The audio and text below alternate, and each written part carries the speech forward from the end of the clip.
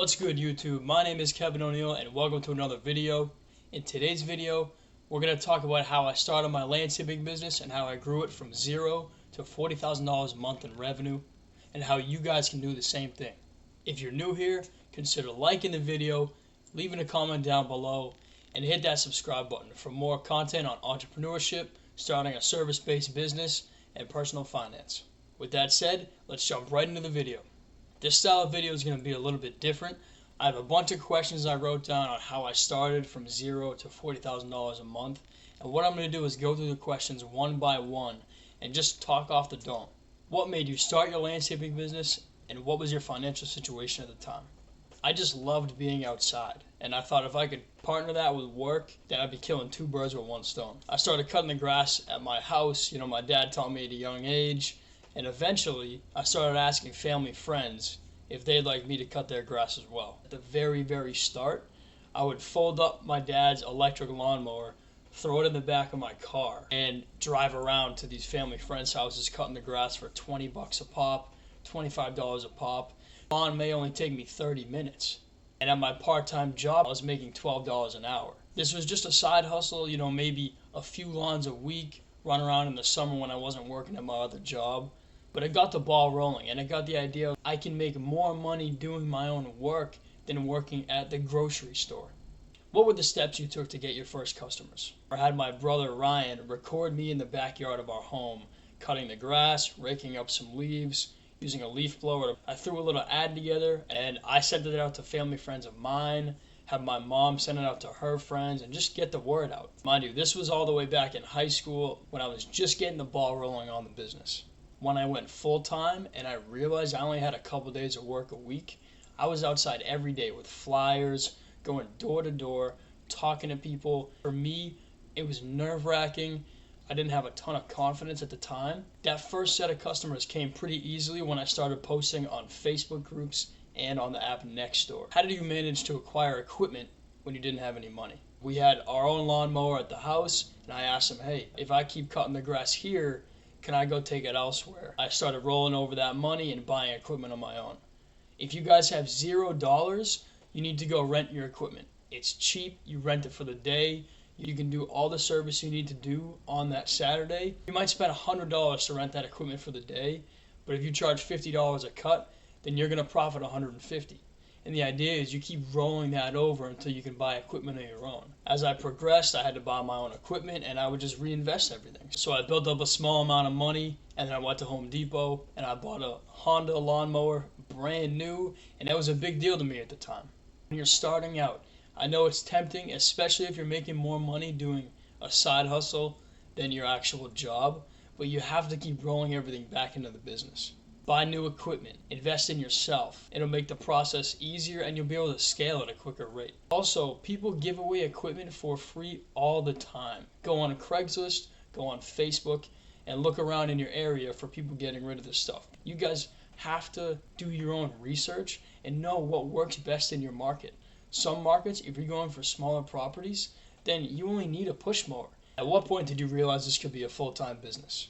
It was really towards the last year of college for me. I realized it could be a full-time business when I started looking for jobs in the engineering field. I looked at the salary, I broke it down to the week, to the day, to the hour.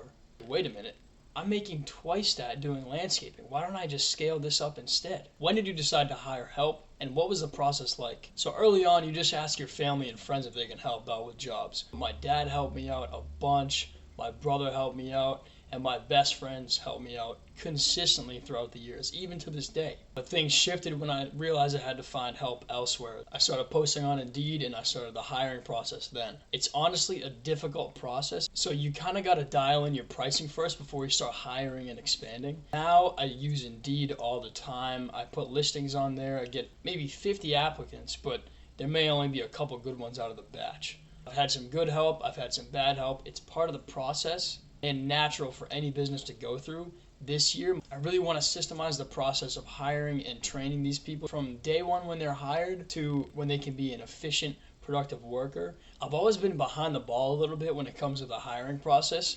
I think of, let me go get all this work first, and try to find the help for it later. And I realized the two need to be done in unison. What challenges did you face managing and leading a team?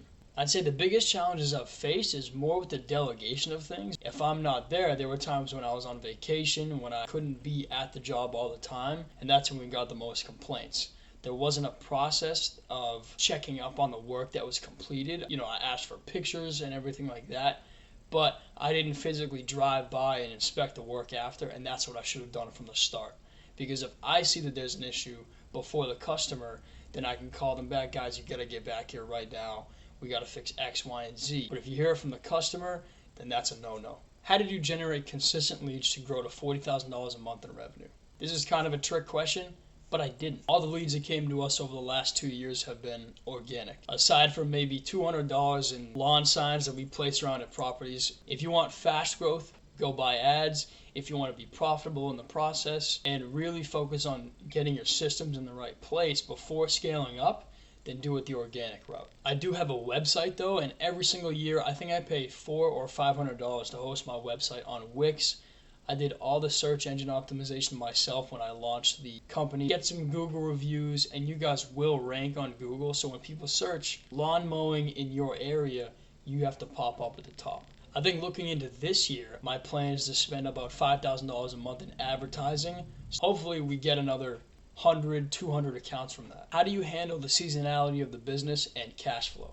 You're going to have an influx of work in May, June, and then it's going to go down in the summer. The higher ticket jobs are typically done for us in April and May, and then all the way at the end of the season, November, December.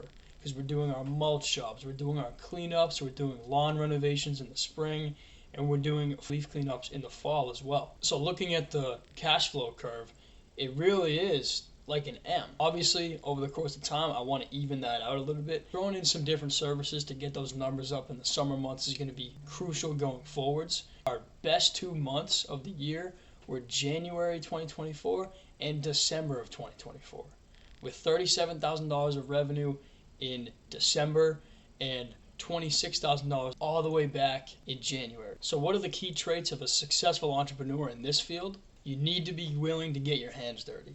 You can sell all the jobs you want, but when you're starting out, if you don't have guys and you don't have capital, then you need to do the work yourself as well. When you're starting with $0 like I did, you got to get comfortable with every part of the business. You have to be willing to learn as well. Learn from other companies in the area.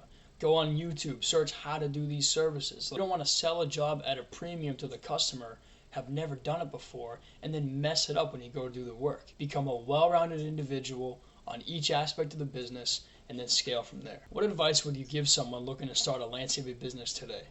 I would say there's no better time than now. With technology and social media and everything done online, everyone's glued to their phone. So if you're willing to get your hands dirty, like I said in the last part of the video, then you're going to do well.